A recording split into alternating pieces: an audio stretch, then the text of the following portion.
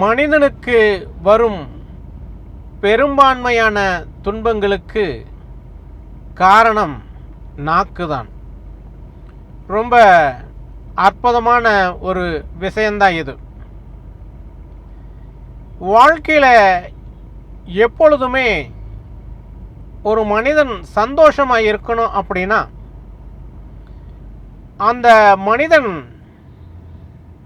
எப்பொழுதுமே நாக்க ரொம்ப பக்குவமாக பயன்படுத்தணும். பக்குவமாக பயன்படுத்தணும்னா நல்ல விஷயங்களை, இனிமையான விஷயங்களை பயன்படுத்தணும்.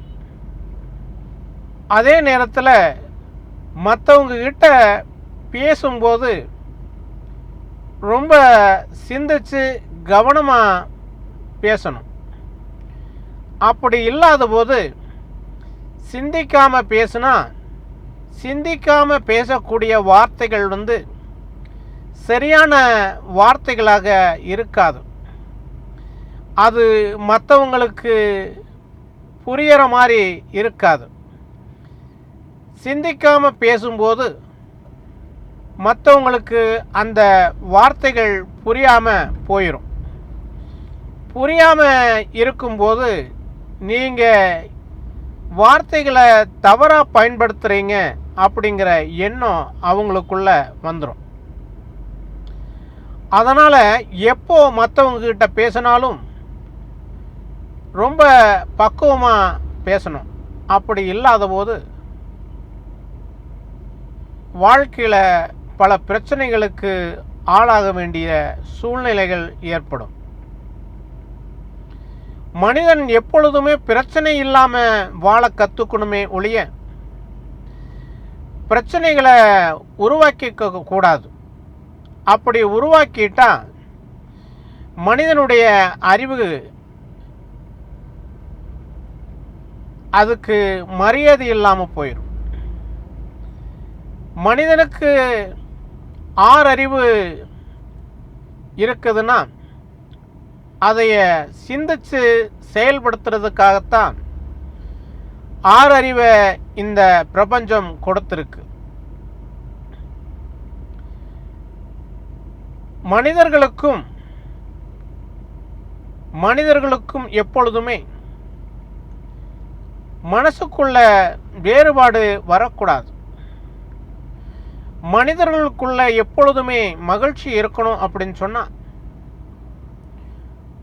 ஒவ்வொருத்தரும் வாழ்க்கையில் மற்றவங்க கிட்ட பேசும்போது ரொம்ப இனிமையான வார்த்தைகளை பயன்படுத்தணும்.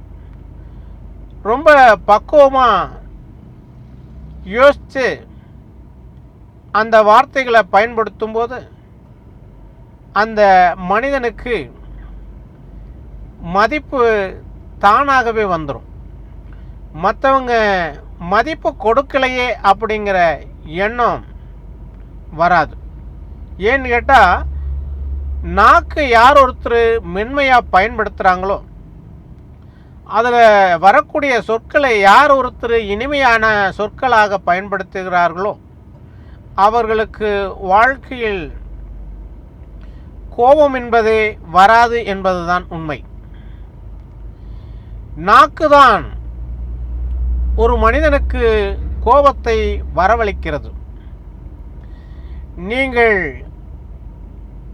உங்கள் எதிரே நிற்கும் ஒரு மனிதரிடம் வார்த்தைகளை சரியில்லாமல் நீங்கள் பேசும்போது மீண்டும் அந்த மனிதன் உங்களையும் எதிர்த்து பேசுவார்கள் என்பதை நினைவில் வைத்துக்கொண்டு பேசினால் உங்களுக்கு எப்பொழுதுமே மகிழ்ச்சி இருக்கும். இல்லை என்றால் உங்களுக்கு எதிரே இருக்கக்கூடிய ஒரு நபரும் நீங்கள் கோபப்பட்டு பேசும்போது அவர்களும் கோபப்பட்டு பேசுவார்கள். அப்பொழுது உங்களுக்கு கோபம் வரும்.